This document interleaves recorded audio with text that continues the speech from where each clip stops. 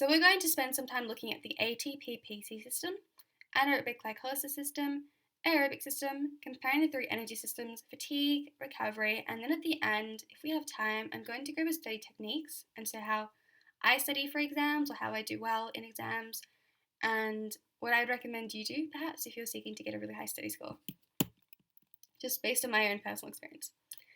So, firstly, we'll look at the ATP-PC system. So this is something I've kind of mentioned a few times now. It's an anaerobic energy system, which means that it does not need oxygen in order to produce energy. So as we touched on before, the ATP-PC system uses phosphocreatine or creatine phosphate. Sometimes you see this written down as ATP-CP, sometimes you see it written down as ATP-PC. It doesn't really matter. VCE accepts both. So when PC splits into phosphate and creatine, this releases energy that's used to rebuild ADP into ATP. So the ATP-PC system relies on simple chemical reactions occurring within the muscle and is therefore able to produce energy at a very rapid rate.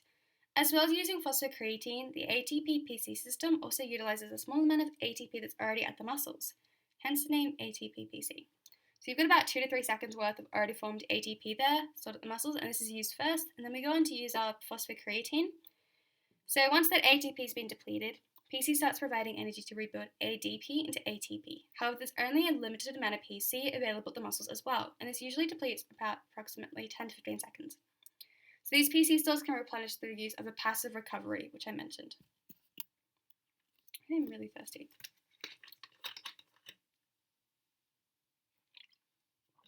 So because of its ability to produce energy so rapidly, the ATP-PC system is predominantly used for physical activity of a very high intensity.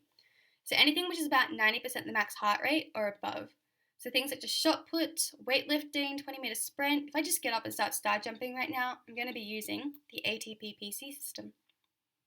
It's also used at the beginning of physical activity when the other energy systems are still warming up.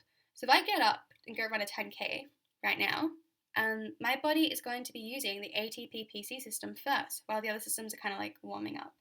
And so for the first 10 to 15 seconds of my little run, my body is going to be using the ATP-PC system. And then it's going to switch to a more like anaerobic type, ATP-PC is anaerobic, but it will switch to another energy system, such as the anaerobic glycolysis system. So while the ATP-PC system is really effective at producing energy really quickly, like really fast, instantly, it only produces a very small amount of ATP and depletes really quickly, okay? So you produce energy very quickly, but it's only a small amount and it depletes very quickly as well.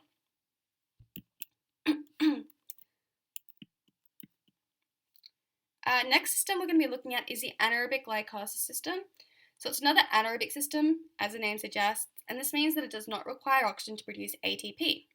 Again, as the name suggests, it uses carbohydrates or glycogen as its main fuel source. When glycogen is broken down to glucose, energy is released that allows ATP to be rebuilt from ADP. I'm wondering if this is a timer. Does it have a timer? I don't see any timer. Oh yeah, 24 minutes. Okay, cool, we're fine. So yeah, as the name suggests, it uses carbohydrates or glycogen as its main fuel source. You'll see, like, these names kind of give a hint as to what they use. ATP-PC use phosphocreatine, anaerobic glycolysis will use something, which is glucose, which is carbohydrates, and then the aerobic system uses our aerobic fuels, such as fats, but also carbohydrates, which can also be broken down aerobically.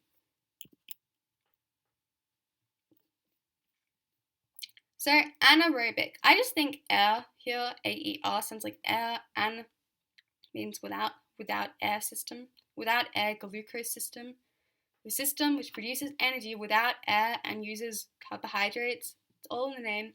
Anyway, this doesn't use oxygen. As a result, it isn't able to fully break down pyruvic acid and remove it from the body. So we'll look at this in a second. Hopefully I've got a formula. Okay, good, I do. So what happens is that we have carbohydrates, we eat it, it gets stored in our body as glycogen. When we need this glycogen as glucose, our body will break down the glycogen into glucose and release it into the blood. Because we don't have any oxygen right now, because our body is running anaerobically or out of breath, not getting enough oxygen or sufficient amounts of oxygen to work aerobically, we're working anaerobically. And what happens anaerobically is that we have pyruvic acid being converted to lactic acid.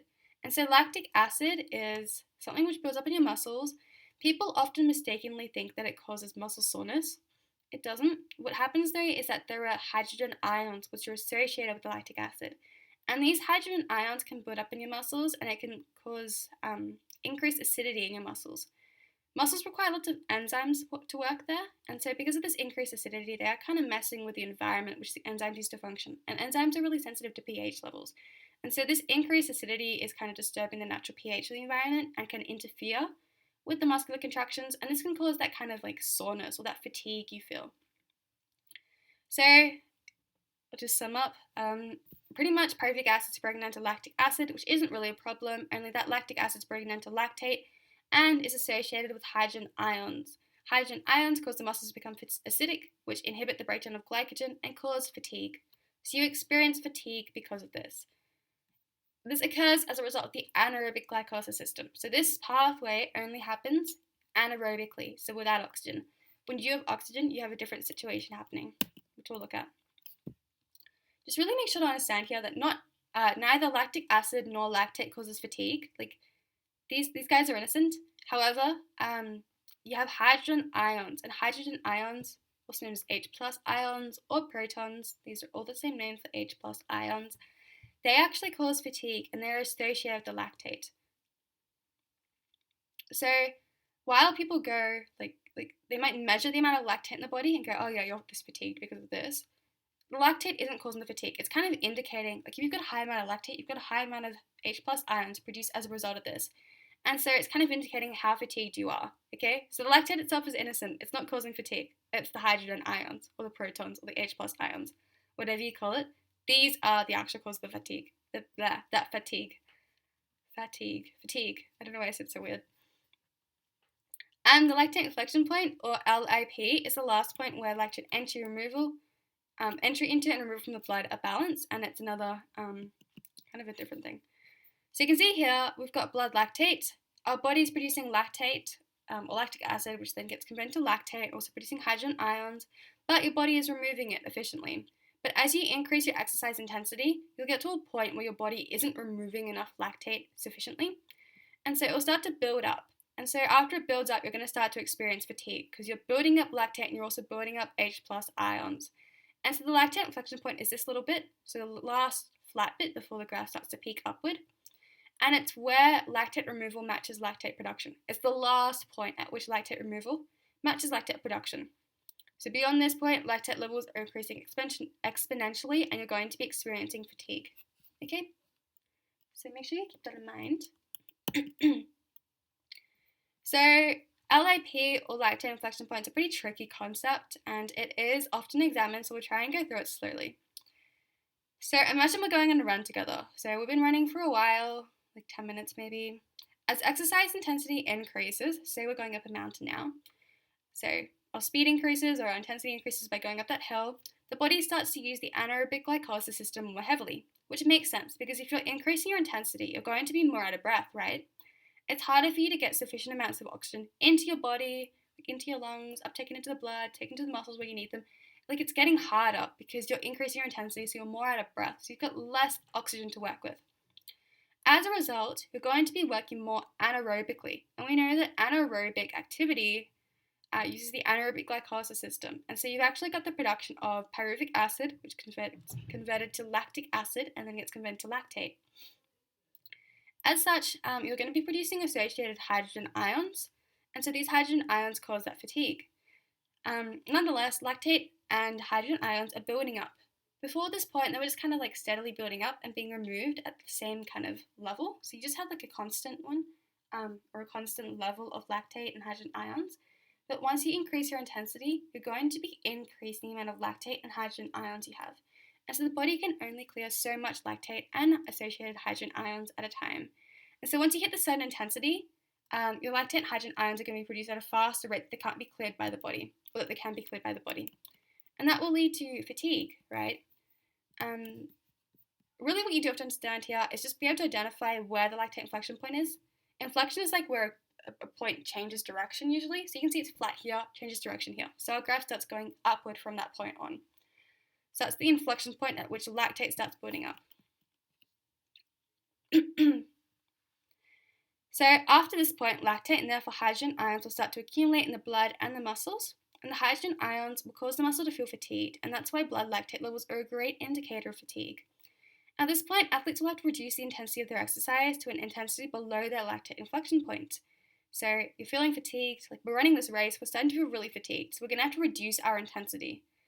So we want to reduce our intensity to such a level that we can actually start to remove that lactate. And our body removes the lactate and hydrogen ions from our body naturally, but we do have to reduce our intensity to kind of like help our body out. Therefore, having a higher lactate inflection point is extremely beneficial for endurance athletes. So anyone who does like long distance running or swimming, you probably want a higher lactate inflection point because it means you can work at a higher intensity without feeling fatigued for a longer period of time. Generally, people have a lactate inflection point at about 85% of your maximal heart rate, although this can be trained. And so with sufficient aerobic training, you can actually increase your lactate inflection point, and as a result, you will feel less fatigued for a longer period of time. I can't see. I'm hoping this is blocking.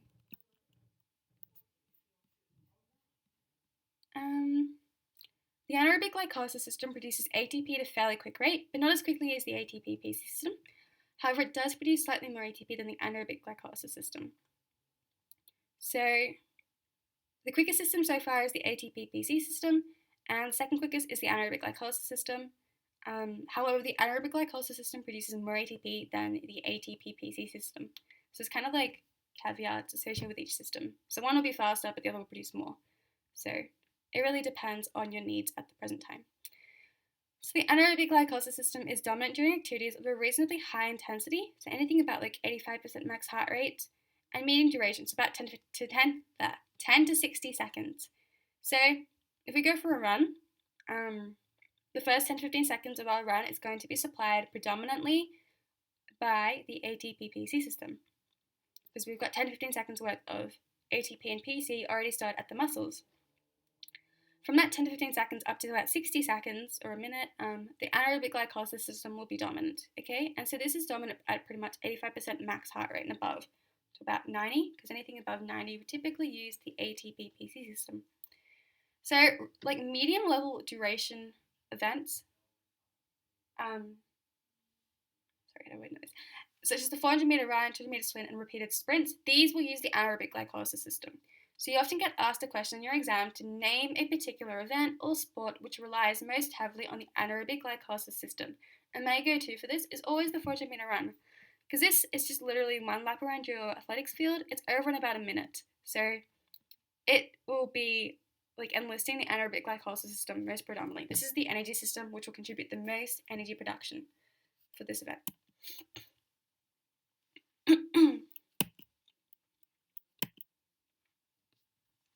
Okay, now we're on to our third. Let me make sure I might just actually set a timer.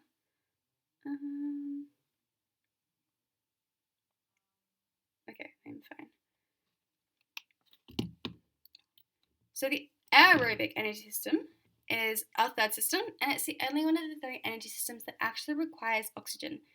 So it can use a variety of fuels to produce the energy required to rebuild ADP into ATP. We've got carbohydrates, which can be used, or glycogen, fats, which are triglycerides, and protein, which we only use in like super extreme circumstances to produce the energy that we need for our aerobic energy system. So I mentioned before that carbohydrates can be broken down anaerobically, so they don't need oxygen, but it is better to break them down with oxygen because then they don't produce that fatiguing byproduct of hydrogen ions. So when using carbohydrates, glycogen is broken down to glucose, and this produces the energy needed to rebuild ATP. So I think I mentioned this before. When using fats, we've got triglycerides being broken down to free fatty acids, and this produces the energy needed to rebuild ATP also. So what's the main difference between the anaerobic glycolysis system and the aerobic system? So the main difference is how pyruvic acid is broken down. So as we just looked at with the anaerobic glycolysis system, pyruvic acid is broken down to lactic acid, which then breaks down into lactate and hydrogen ions, causing fatigue. With the aerobic system, due to the presence of oxygen, pyruvic acid is able to be broken down to byproducts that don't cause significant fatigue, such as water, carbon dioxide, and heat. So before, in the anaerobic system, pyruvic acid is broken down to lactic acid, broken down to lactate and hydrogen ions, and those hydrogen ions mess with the acidity of our muscles and cause fatigue. In this case here, we don't actually produce lactate. That pyruvic acid is straight up broken down to byproducts that don't really cause a bunch of fatigue. So these byproducts are water, carbon dioxide, and heat. And so they don't mess with our muscle acidity or anything. So, yeah. See here, glycogen breaking down to glucose, glucose breaking down pyruvic acid, but no lactate is being produced. Rather, we've got carbon dioxide, water, and heat. And this is actually a formula for cellular respiration, or aerobic cellular respiration. So if you're doing bio, look out for that. The aerobic system produces ATP at a far slower rate than the ATP-PC system, and anaerobic glycolysis energy systems. Therefore, it's dominant for activity that's performed at a sub-maximal intensity, such as jogging and other activities that occur at less than 85% max heart rate and have a longer duration. So the aerobic system produces far more ATP than either of the other energy systems. Therefore, the body will always produce energy aerobically when possible, as it produces more ATP and leads to less fatigue. Okay? So while the ATP-PC system is the fastest system, it produces the tiniest amount of ATP. Anaerobic system is kind of medium, it's faster than aerobic, and it produces more than the ATP-PC, but it's not as fast as ATP-PC, and it doesn't produce as much as the aerobic system. And then finally, we've got the aerobic system, which is the slowest energy system, but it does produce the most ATP and leads to less fatigue as well. So we kind of want to prioritize this one because that fatigue can be quite debilitating. So it's an important fact to keep in mind throughout the year as we look at acute responses and chronic adaptations, which are all focused on getting more oxygen to the muscles so that ATP can be produced aerobically. As exercise intensity increases, the aerobic system will begin using carbohydrates rather than fats more predominantly as an energy source. This is because carbohydrates, despite producing less energy than fats, actually take a lot less oxygen to break down. They can actually be broken down without oxygen, which is really useful. So aerobic glycolysis is a term used to describe the aerobic system using carbohydrates as fuel. Aerobic lipolysis, lipo, fat, lipolysis, lysis means to break down, so we've got breaking down fats using oxygen or air, is a term used to describe the aerobic system using fats or lipids as a fuel. And it's slower than aerobic glycolysis. So the breakdown of fats takes the longest amount of time, but it produces the most energy. Okay? Wow, we're getting through this so quick. How long have we been on for? Nearly 40 minutes. Okay, comparing the three energy systems. This is just a really intense looking diagram, but it kind of summarizes what you need to know. You don't actually need to know the number of ATP being produced by each system. You can memorize that if you want, but maybe don't fill up the precious brain space with stuff like that. But we have covered all of this already, pretty much. So the anaerobic systems are the ATP-PC system and the anaerobic glycolysis system, and the aerobic system is obviously aerobic. So these two don't need oxygen, and this one needs oxygen, as it is aerobic. You've also got a bunch of different fuels used by each system. You've got phosphocreatine here, glycogen, triglycerides, and protein being used by the aerobic system. As I mentioned before, protein's kind of used only in really extreme circumstances, so we don't really talk about it that much in PE, but we definitely talk about glycogen, triglycerides, and phosphocreatine. Keep in mind that phosphocreatine is a chemical fuel, whereas carbohydrates and fats are food fuels. What intensities do we need? So for the ATP-PC system, we typically have a very high intensity of about 95% max heart rate and above. With the anaerobic glycolysis system, we have intensities of about 85% max heart rate to about 95%. And then for the aerobic system, anything less than about 80 to 85% max heart rate. And it will be using this system. Total duration, this says 10 seconds, but I typically say 10 to 15 seconds. The anaerobic glycolysis system is about 75 seconds roughly, or 60 to 75 seconds. And then the aerobic system is about 60 seconds onward. So if you're running for 20 minutes, you're probably going to be using or relying most heavily on the aerobic system. So when is the system dominant during physical activity? So the ATP-PC system is dominant within the first few seconds of starting. Anaerobic glycolysis system is dominant for that first minute, and then onwards you've got the aerobic system being the most dominant. What about byproducts being produced? So with the ATP-PC system, our main byproducts are inorganic phosphates and ADP, and these can kind of interfere with muscle acidity also a little bit. They just kind of impede upon contractions, I think. So they are slightly fatiguing. The worst contributor to fatigue is really that those hydrogen ions, so lactate, hydrogen ions, and ADP. Do you recall, I know I said it like 7 times already, but the lactate itself doesn't cause fatigue. Rather, it's the hydrogen ions which do that. You've also got ADP being produced once again, and that can contribute to fatigue as well. In terms of the aerobic system and fatigue, these aren't really massively fatiguing factors, but you do have some byproducts being produced, and they are carbon dioxide, water, and heat. And so that heat can cause you to overheat. That was a strange sentence.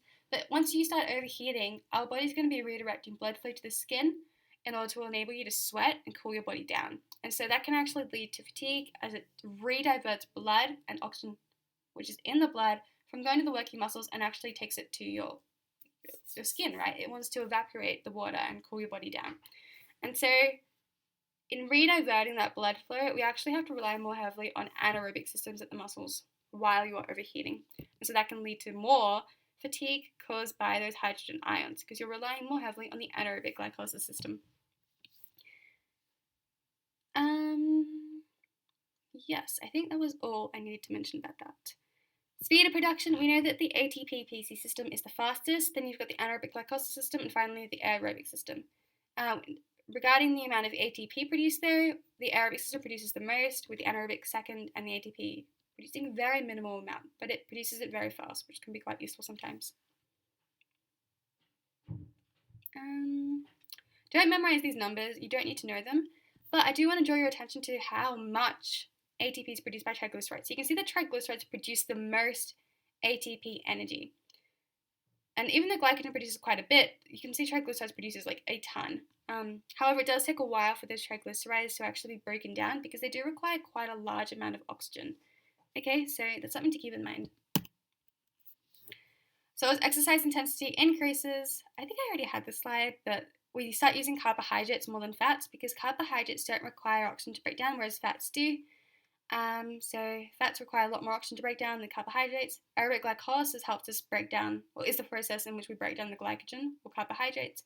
And aerobic glycolysis is that term we use to break down the fats. And this requires quite a lot of oxygen, but it does produce a large amount of ATP. However, it is quite slow.